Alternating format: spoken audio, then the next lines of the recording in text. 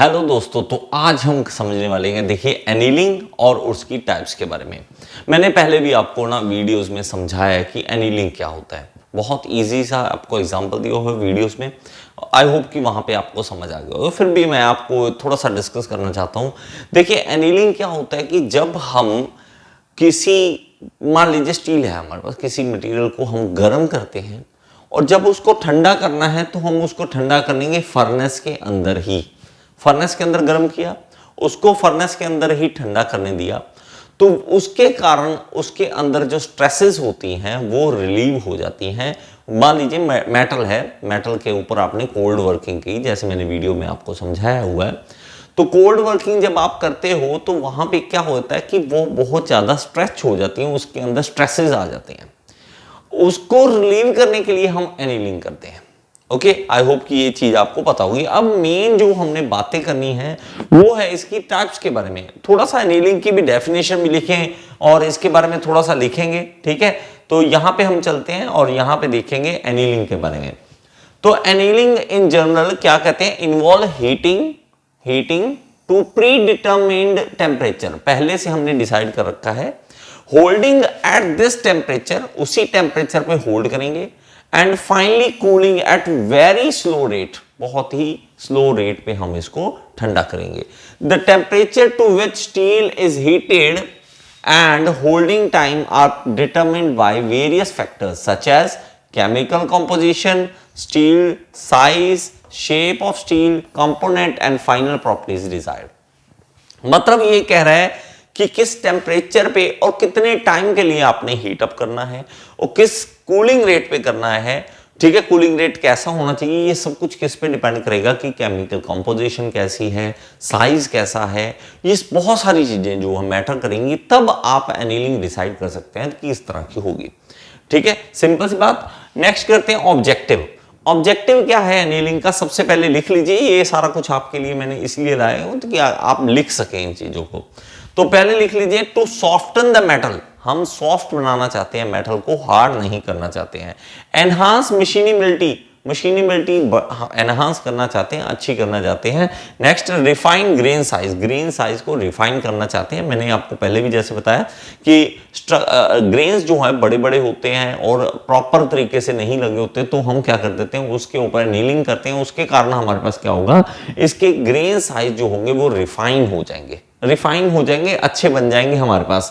Okay, next करते हैं। Next देखिए हमारे पास इसमें ये चीज आई होप की समझ आ गई होगी। नेक्स्ट देखिए इसी में हमारे ऑब्जेक्टिव में रिड्यूस द गैसियस कंटेंट। तो गैसियस कंटेंट का क्या मतलब है कि इसके अंदर गैसेस ना इन्वॉल्व रहे, स्टील के अंदर गैसियस कंटेंट ना रहे। रिलीव इंटरनल स्ट्रेसेस, ये तो सबसे ज्यादा, और यही हमें मतलब मुझे आज ही याद है, डिप्लोमा में सिर्फ यही लाइन याद हुई थी, पूरे मटेरियल साइंस में मेन यही याद हुआ था कि इंटरनल स्ट्रेसेस को रिमूव करना है, ठीक है। नेक्स्ट है क्या है, to modify electrical and magnetic properties. तो इलेक्ट्रिकल मैग्नेटिक प्रॉपर्टीज को इंप्रूव करने के लिए to produce a definite microstructure, जो हम चाहते हैं वैसा माइक्रोस्ट्रक्चर उसमें आ जाए। ओके, ये हो गया। नेक्स्ट देखते हैं हम, हमारे पास क्या है कि टाइप्स ऑफ एनीलिंग क्या है। एनीलिंग का दो तरह का टाइप्स होता है। एक पहले आ जाता है on the basis of heat treatment temperature, की टेम्परेचर कितना रखना है उसके अकॉर्डिंगली। दूसरा होता है हमारे pass on the basis of phase transformation feature. तो आपको थोड़ा सा रिलीफ देता हूं, थोड़ा आराम देता हूं आपके दिमाग को, इतना ज्यादा हमें नहीं पढ़ना है क्योंकि ये वाला जो है हमारे सिलेबस में वो नहीं है। तो इसको आप छोड़ भी सकते हैं, तो कोई प्रॉब्लम नहीं, बुक्स में दिया होता है, लेकिन अगर आप करना है तो इसको याद कर सकते हैं। इसमें क्या है, on the basis of phase transformation, first order annealing, second order annealing, लेकिन ये हमारे सिलेबस में नहीं है। तो हमारे सिलेबस में क्या है, ये है हमारे पास, पहला है हमारे पास फुल एनीलिंग, ठीक है। ये ऑर्डर जो है वो चेंज भी हो सकता है, कोई प्रॉब्लम नहीं, हमें तो टाइप समझने इसकी। दूसरा हमारे पास यहां पे मैंने दे रखा है पार्शियल। तीसरा है प्रोसेस एनीलिंग। हमारे पास फोर्थ है आइसोथर्मल, फिर है डिफ्यूजन, और फिर हमारे पास कौन सा है, रिक्रिस्टलाइजेशन एनीलिंग। ये हमारे पास टाइप्स हैं, इन सबको हमने एक एक करके पढ़ना है, एक एक करके पढ़ना है। एनीलिंग किस तरह की होगी ये सारा डिटेल में हमें पढ़ना पड़ेगा। ओके, स्टार्ट करते हैं हम इस चीज को। और ये देखिए एनीलिंग टाइप में, तो सबसे पहला हमारे पास क्या आ जाता है, यहाँ पे एक, हाँ ये पिक्चर बड़ी अच्छी है यार, इसको देखना, ये हार्डन मेटल है। ये हार्डन मेटल का क्या मतलब है कि हार्ड है, ये मोड़ा नहीं जा सकता, बेंड नहीं किया जा सकता, हार्डन मेटल है। ये हमारे पास एनील्ड मेटल है जिसको हम बेंड कर सकते हैं। ये पहले हमारे पास था, इसको एनीलिंग किया और ऐसा बना दिया, ऐसा बना दिया, और ये क्या हो गया, एनील्ड मेटल मुड़ने लग गया। हमारे पास एनीलिंग का बेनिफिट मिल गया कि हमें सॉफ्ट मिल गया। अब देखिए, जो जो हमें चीजें याद रखनी है उस चीज को मैं पहले ही बता दूं आपको, क्या क्या आपने दिमाग में रखना है अगर आप इस टॉपिक को समझना चाहते हैं। बहुत ही इंपॉर्टेंट टॉपिक है, और इसलिए प्लीज प्लीज प्लीज मैं बार बार कहूंगा, जो मैं कह रहा हूं लिखने के लिए उसको आप लिखेंगे। ओके, ये पहले डायग्राम बना लीजिए, और इसमें डायग्राम में आपको क्या करना है कि इन लाइंस को याद करना है। हमारे पास ये वाली लाइन का नाम है A3 लाइन, ठीक है, और इसका दूसरा नाम हमारे पास होता है अपर क्रिटिकल टेम्परेचर लाइन। ये नाम याद करें, अपर क्रिटिकल टेम्परेचर लाइन। ये क्या नाम है अभी आपको बताता हूं। ये हमारे पास जो लाइन है यह यहां पे जा रही है, जो ये है ACM लाइन, इसका नाम है ACM लाइन। और ये वाला लाइन जो यहाँ पे है, ये लाइन, इसका नाम है A1 लाइन, या इसको लोअर क्रिटिकल टेम्परेचर लाइन भी कह देते हैं। ओके, अब हमारे पास इसका मतलब क्या है ये भी आप समझ लें।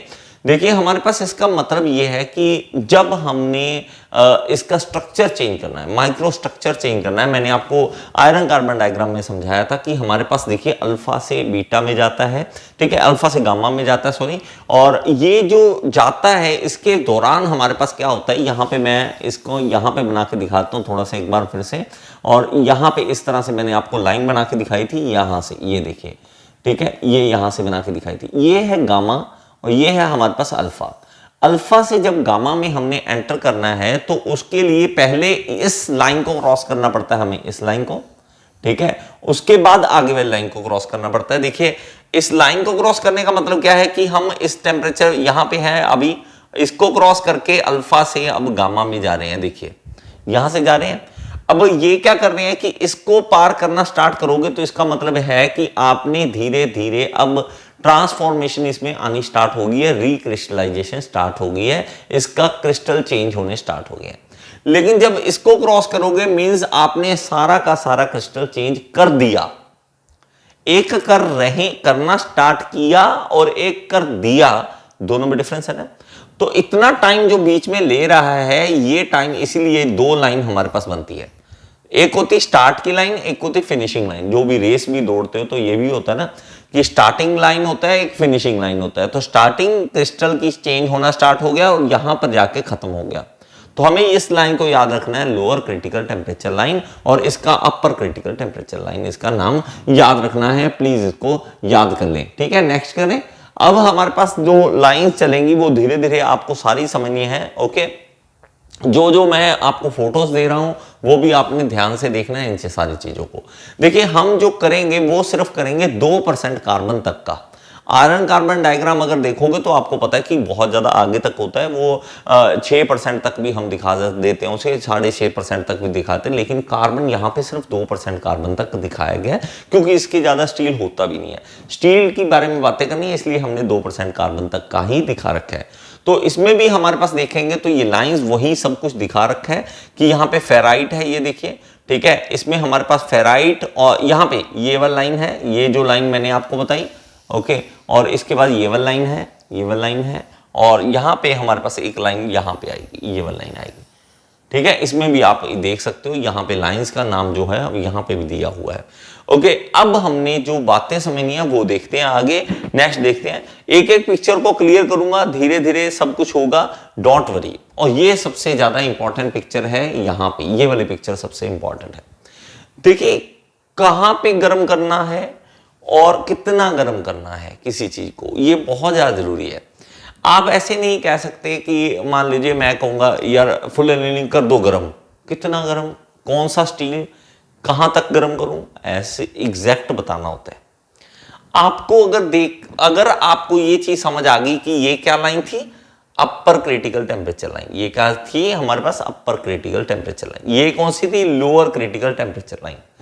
अगर आप इसकी डायग्राम देखोगे ना तो आपको आधी चीजें तो वैसे ही समझ आ जाएंगी। ये यहां पे क्यों बनाया गया पता है, ये यहां पे क्यों बनाया गया है, ओके, ये वाला, ये यहां पे क्यों बनाया गया है, क्योंकि ये शो कर रहा है कि भाई साहब आपको गर्म करना है किसी चीज को, ठीक है, वो गर्म करना है अपर क्रिटिकल टेम्परेचर से थोड़ा सा ऊपर, मतलब 50-60 डिग्री टेम्परेचर ऊपर। ये लाइन ही क्यों बोल रहे हैं, एक और चीज नोट करो, लाइन इसलिए बोल रहे हैं कि भाई कार्बन पे डिपेंड करेगा कि उसका टेम्परेचर कितना रखना है। अगर मेरा कार्बन परसेंटेज थोड़ा कम हुआ तो इसके लिए हमारे पास टेम्परेचर होगा ये वाला, देखो अगर मेरे पास यहां पे टेम्परेचर पता लग जाए, ठीक है, ग्राफ में ऑब्वियसली पता लग जाए, +50 हम +50 और कर देंगे। लेकिन अगर मेरा कार्बन ही ज्यादा हुआ तो यहां पे देखो टेम्परेचर देखो कितना कम आ जाएगा। ये 723 की लाइन होती है, ये वाली लाइन होती है 723 डिग्री की, तो 723 के पास आ गया 730 प्लस अगर कर दें हम, तो प्लस अगर कर दें 50 भी प्लस कर दें तो कितना बन गया 773 बन गया। सिर्फ 723 डिग्री ही गर्म करना है, 773 डिग्री सेंटीग्रेड ही गर्म करना है और आपने इसके अंदर फुल एनीलिंग कर देनी है।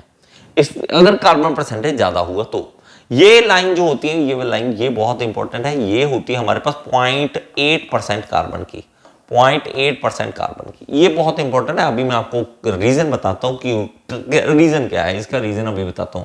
लेकिन अगर मेरे पास कार्बन परसेंटेज कम था तो यहां पे 900 डिग्री के आसपास टेम्परेचर होता है, तो हमें गर्म करना पड़ेगा 950 के पास, 950 डिग्री पास हमें गर्म करना पड़ेगा।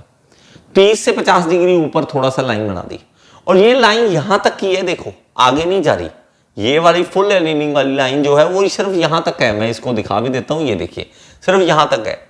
इस येलो लाइन के इधर इधर है, इधर नहीं जा रही है ना। अभी मैं बताता हूं आपको रीजन क्या है। देखो हमारे पास क्या होता है, ओके इसमें आ जाते हैं, अब यहां पे आ जाते हैं, ये देखिए अब मेरे पास क्या है कि यहां पे ये आ गया, ओके ये वाली लाइन इस तरह से बना दूं मैं, इस तरह से, ठीक है, और ये वाली लाइन मैं इस तरह से बना दूं, एग्जैक्ट बना दें हम, ठीक है, ये वाली लाइन इस तरह से बना देते हैं ताकि आपको क्लैरिटी बनी रहे। देखिए मेरे भाई ये वाली जो मैंने बोली ना कि ये पॉइंट है, ये लाइन है, ये लाइन बहुत ज्यादा इंपॉर्टेंट इसलिए है क्योंकि इसको हम बोल देते हैं भाई यूटेक्टिक पॉइंट, इसको हम बोल देते हैं यूटेक्टिक पॉइंट। ये वाला यूटेक्टिक पॉइंट क्या है, इसको बहुत ज्यादा मतलब आपको समझाना लगूं तो मुझे लगता है आधा घंटा इसी में चला जाएगा। आपने सिर्फ इतना समझना है कि देखिए अगर हम देखें तो सबसे लोएस्ट पॉइंट है, सबसे लोएस्ट पॉइंट है जो इस लाइन को क्रॉस करने के लिए हमें मिल रहा है। नहीं तो हमें देखो यहां पे भी ज्यादा है, यहां पे भी ज्यादा है, यहां पे भी ज्यादा है, यहां पे भी ज्यादा है, यहां पे भी ज्यादा है, देखो टेम्परेचर ज्यादा है, टेम्परेचर ज्यादा है, टेम्परेचर ज्यादा है, यहां टेम्परेचर सबसे मिनिमम है। तो अब देखिए इसमें दो चीज आएंगी, एक इससे अगर कम हुआ, देखिए ये होता है 0.8% कार्बन का, 0.8% कार्बन का, तो 0.8% कार्बन से कम वाला जो होगा उसको हम कहेंगे हाइपोयूटेक्टोइड स्टील, हाइपोयूटेक्टोइड स्टील। इससे ज्यादा अगर होगा तो होगा हाइपर यूटेक्टोइड स्टील। क्या नाम होगा, हाइपर यूटेक्टोइड स्टील। प्लीज इसको प्लीज लिख लें, ठीक है, प्लीज लिख लें इसको। तो हमारे पास क्या है, hypo eutectoid steel, eutectoid steel, okay, और ये हमारे पास है हाइपर यूटेक्टोइड स्टील। अब देखो आपको ये पता लगेगा इसका नाम अलग अलग क्यों रखा गया, यहां पे हमें मतलब पता लग जाएगा क्यों हमें इतना करना पड़ता है कि इसका अलग अलग नाम रखना पड़े। क्योंकि भाई कौन सा स्टील है इससे पता चलेगा कि आपने कौन सी उसके ऊपर ट्रीटमेंट करनी है। खास करके इसमें देखो फुल एनीलिंग जो हो रही है सिर्फ हाइपो वाले में हो रही है, देखो ये वाले में हो रही है, इधर है ही नहीं। और ये जो पार्शियल एनीलिंग है ये सिर्फ हाइपर वाले में हो रही है, इधर है ही नहीं। और प्लस आपको इन डायग्राम से ये पता चलता है कि देखो लाइन से ऊपर जाना है या लाइन से नीचे रहना है, अपर क्रिटिकल लाइन से ऊपर रहना है, लोअर क्रिटिकल लाइन से नीचे रहना है, लोअर क्रिटिकल लाइन के ऊपर रहना है। अगर आपको इतनी सी बात समझ आ गई ना तो आपको ये सारा का सारा टॉपिक समझ आ जाएगा। अगर मैं रहता हूं देखो अपर क्रिटिकल लाइन से ऊपर रहता हूं तो ये नाम दे दिया हमने फुल एनीलिंग, और अपर क्रिटिकल लाइन से बहुत ज्यादा ऊपर जाके यहां पे देखो, यहां पे ऊपर ये 1200 डिग्री सेंटीग्रेड के पास पहुंच जाते हैं, तो इतना ऊपर जाके उसका नाम आ जाता है डिफ्यूजन एनीलिंग। अगर मैं लोअर क्रिटिकल टेम्परेचर लाइन के थोड़ा सा पास रहता हूं, यहां पे रहता हूं, तो मेरे पास क्या नाम आ जाएगा इसका, पार्शियल एनीलिंग।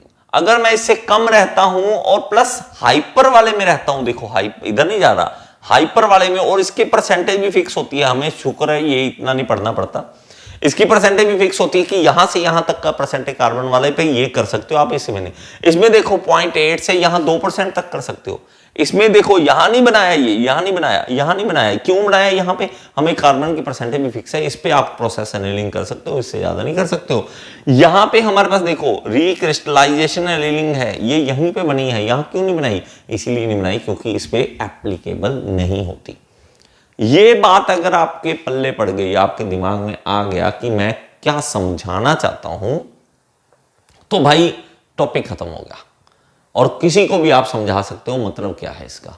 यूटेक्टिक पॉइंट क्या है, क्यों है, रीजन बहुत सारे होते हैं, लेकिन अभी के लिए सिर्फ एक समझ लो कि 0.8% कार्बन कुछ खास है, क्योंकि उस पे मिनिमम टेम्परेचर होता है जहां आप क्रिस्टल चेंज कर सकते हो, मिनिमम होता है। और उसके अलावा देखो, मान लीजिए मैं सीधी सी बात बताता हूं, अगर मान लो कोई रास्ता बना हुआ है यहां से, ये मान लो कि कोई सिटी है या कोई भी जगह है जिसको आप क्रॉस कर सकते हैं, बॉर्डर है, मान लो कोई बॉर्डर है जिसको आप क्रॉस करना चाहते हो, आप तो यही देखोगे ना कि कम से कम डिस्टेंस कहां पे है। कम से कम डिस्टेंस मेरा साफ दिख रहा है यहां पे है, तो मैं तो इसको बहुत खास मानूंगा, मैं इसको बहुत खास मानूंगा। यार भाई बहुत खास पॉइंट है ये, एक पॉइंट है जहां पे मैं बताता हूं कि वहां सबसे इजी पहुंच सकते हैं। कहां पे? यहां पे है, यहां से निकल जा, ठीक है, यहां से ये चला जा, ये क्रॉस कर सकता। तो अगर मैं यहां से करूंगा तो देखो कितना पैदल चलना पड़ेगा, अगर मैं यहां से करूंगा ज्यादा करना है, सबसे कम यही है। तो ये पॉइंट हमें खास बना देता है, तो इसलिए हमें ये चीज पढ़नी पड़ती है। आई होप कि ये कुछ तो आपके पल्ले पड़ा हो, ठीक है, प्लीज इसको कर लेना, ठीक है। नेक्स्ट करते हैं, ये बहुत ज्यादा इंपॉर्टेंट, प्लीज इसको बनाओ और कलरफुल बनाना। एक पेन नहीं, ये नहीं ब्लू पेन ले लिया और उससे बना दिया, ठीक है, मैंने मेहनत की है, ठीक है, इस पे आया हूं आपको सिर्फ कलर्ड अच्छी चीज दिखाने के लिए। मैं भी आपसे उम्मीद करूंगा कि आप भी इसको कलर्ड बनाओ। स्केच होते हैं ना अलग अलग कलर के, वो ले आओ, इसको ब्लू, ऐसे अलग अलग ग्रीन, अलग अलग कलर यूज करके बना के रखो, बड़ा मजा आएगा आपको भी जब आप कभी दोबारा देखोगे अपने नोट्स। ओके, तो यहाँ पे दोबारा एक बार देख लो, तो ये देखो यूटेक्टिक पॉइंट यहाँ पे है, ये रहा, ठीक है, ये हमारे पास क्या है, यूटेक्टिक पॉइंट है, ये वाला यूटेक्टिक पॉइंट है। इसके इधर इधर हाइपो यूटेक्टोइड और ये हाइपर यूटेक्टोइड हमारे पास आ जाता है। और ये बहुत खास इसीलिए क्योंकि हमें भाई साहब अलग अलग पता लगेगा कि हमने कौन सी एनीलिंग कहाँ पे करनी है, ठीक है। करें सर, आगे करें, बहुत इजी लगा होगा आपको, आगे चलते हैं।